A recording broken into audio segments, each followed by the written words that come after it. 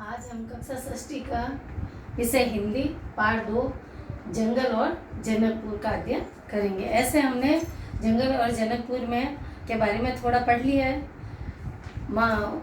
महर्षि विश्वामित्र राम और लक्ष्मण को अयोध्या से कहाँ लेके आ रहे हैं? सिद्ध आश्रम, क्योंकि वह अपना यज्ञ पूर्ण करना चाहते हैं और उसमें राक्षस क्या कर रहे थे? बाधा डाल रहे थे। तो उस यज्ञ को संपन्न करने के लिए इन दोनों को लेकर जा रहे थे।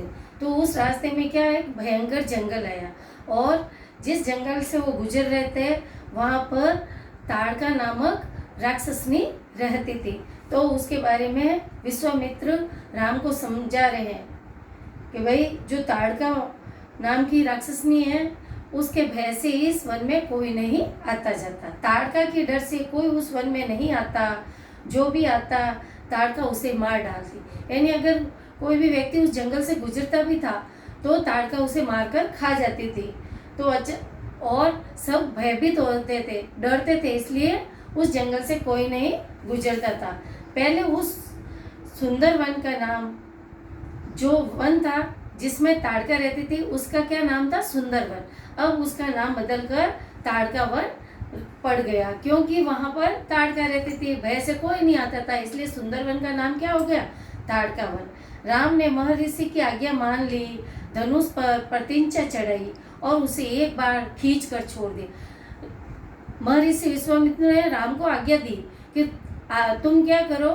ताड़का को ललकारो। तो ताड़का को ललकारने के लिए राम ने धनुष पर प्रतिंचा चढ़ाई और उसे खींचा।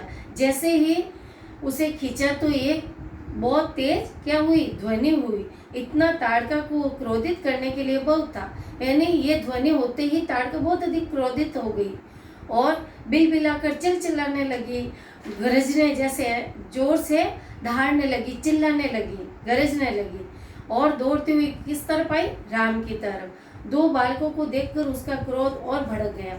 अब राम और लक्ष्मण को देखकर ताड़का और अधिक क्रोधित हो गई कि इस जंगल में हर किसी व्यक्ति के आने की हिम्मत नहीं है और ये धनुष चलाने वाला व्यक्ति है कौन? जंगल में जैसे तूफान आ गया। क्यों आ गया था जंगल में तूफान? क्योंकि उस समय ताड़का आई थी भागती हुई, इसलिए ऐसे लग रहा था पेड़ कांप उठे हैं, पत्ते टूटकर धीरे धीरे इधर उधर उड़ने लगे, धूल घना बादल। और उसके आने से क्या हुई? ऐसे लग रहा है जैसे सारी धूल कहाँ आकाश में चढ़ गई हो।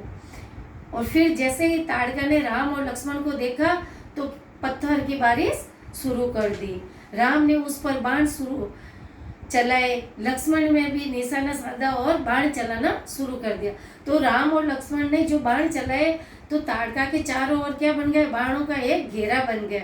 जैसे ही राम ने सीधा ताड़का के ऊपर बाण लगाया तो ताड़का वहीं धराशायी हो गई, यानी वहीं उसकी मृत्यु हो गई। फिर विश्वामित्र बहुत अधिक प्रसन्न हुए, क्योंकि राम ने ताड़का का वध कर दिया था। अब जंगल में किसी व्यक्ति को आने में घबराने की जरूरत नहीं थी, किसी प्रकार का कोई भय नहीं था। अब राम ने ताड़का को मार दिया। विश्वामित्र बहुत अधिक प्रसन्न हुए और राम को गले लगाया। उन्होंने दोनों राजकुमारों को 100 तरह की अलग अलग नई नई अस्त्र शस्त्र की विधियां सिखाई।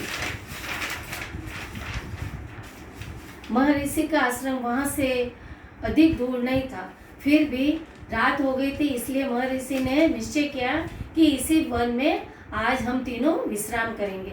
और ताड़का वन में ही तीनों रुक गए, राम, लक्ष्मण और विश्वामित्र। रात वहीं गुजारी, क्योंकि वहां पर अब किसी प्रकार का कोई भय नहीं था। अब ये जो जंगल था भयमुक्त था।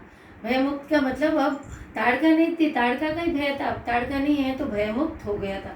सुबह जंगल से रवाना हो गए और अब चारों ओर क्या हो गई? जंगल में शांति हो गई थी। केवल पत्तों से हवा के गुजरने की आवाज आ रही थी या चिड़ियों के चहकने की आवाज आ रही थी। बाकी एकदम वातावरण कैसा था? शांत था। सिद्ध आश्रम अंतिम पड़ाव था और सिद्ध आश्रम अब तीनों पहुंच गए हैं। मनोहर तीनों लोग जल्दी ही आश्रम पहुंच गए, यानी तीनों सभी आश्रम में पहुंच गए।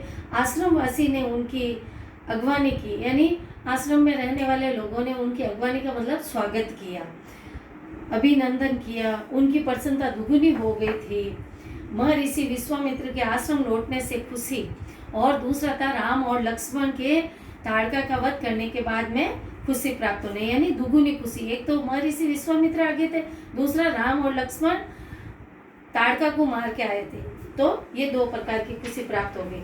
विश्वामित्र ने यज्ञ की तैयारी में लग गए, अनुष्ठान प्रारंभ हो गया, यानी यज्ञ शुरू हो गया। राम और लक्ष्मण को इस यज्ञ की रक्षा के लिए दायित्व सौंप दिया गया, और अब राम और लक्ष्मण उस यज्ञ के चारों ओर चक्कर लगा रहे थे। दोनों भाइयों ने यह निश्चित किया कि जब तक महर्षि विश्वामित्र यज्ञ करेंगे तब तक 10 दिन तक दोनों भाई सोएंगे नहीं, रात भर जगते रहेंगे और पूरी रात घूमते रहेंगे, ध्यान रखेंगे।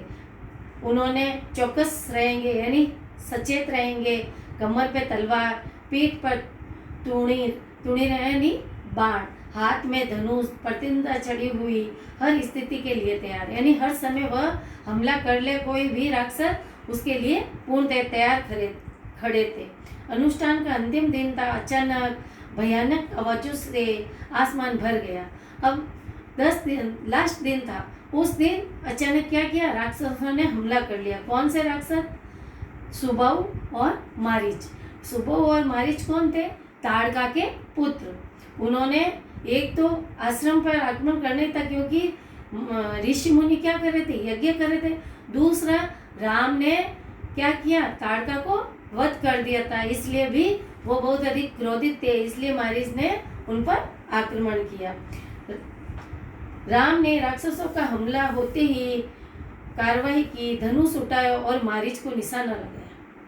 मारीच बाण लगते ही क्या हो गया, मूर्छित हो गया और दूर जाकर समुद्र के किनारे गिरा। मूर्छित तो नहीं, बेहोश हुआ और समुद्र के किनारे जाकर गिर गया। फिर जैसे ही मारीच को होश आया तो वो उठकर दक्षिण दिशा की तरफ भागा। कौन सी दिशा? दक्षिण दिशा की तरफ भागा। फिर राम ने दूसरा बाण चलाया सुबाहु पर, और सुबाहु वहीं पर प्राण वहीं निकल गए, यानी वहीं उसकी मृत्यु हो गई। जैसे सुबाहु के मरने पर राक्षस सेना में भगदड़ मच गई। वे चीखने चिल्लाने भागे। कुछ लक्ष्मण के बाणों का शिकार हुए और कुछ राम के।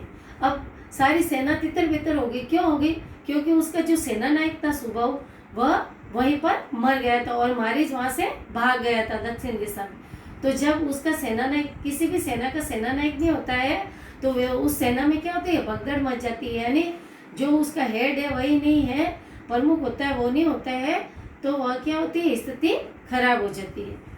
तो इस तरह फिर यज्ञ पूर्ण हो गया, यानी सब वहां से भाग गए। विश्वामित्र का अनुष्ठान यज्ञ पूर्ण हो गया और महर्षि विश्वामित्र बहुत अधिक प्रसन्न हुए और राम को गले लगाए। अब कक्षा कार्य प्रश्न, सुंदरवन का क्या नाम था?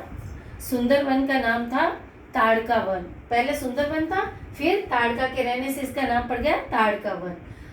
आश्रम वासियों की प्रसन्नता दुगुनी कैसे हो गई? आश्रम वासियों की प्रसन्नता दुगुनी तब हुई, एक तो महर्षि विश्वामित्र वापस लौट कर आ गए थे, और दूसरा राम और लक्ष्मण ने ताड़का का वध कर आए थे, इसलिए।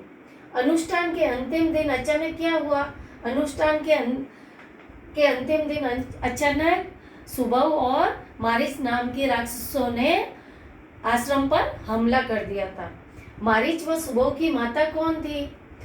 मारीच और सुबाहु की माता थी ताड़का। अब ग्रह कार्य प्रश्न, मारीच भागकर किस दिशा की ओर गया था? मैंने आपको दिशा बताई है, ध्यान देना। ताड़का किनके बाणों से गिर गई थी? उसे तीर किसने मारा था? ताड़का किसके बाणों से मरी थी और उसको किसने तीरों से घेरा था? कौन कौन तीर चला रहे थे, उन दोनों का नाम लिखना है। सुबाहु राक्षस को किसने मारा था? यानी मारीच तो बेहोश हुआ था, और सुबाहु को किसने मारा? इन 3 प्रश्नों को आपको गृह कार्य में करना है। धन्यवाद।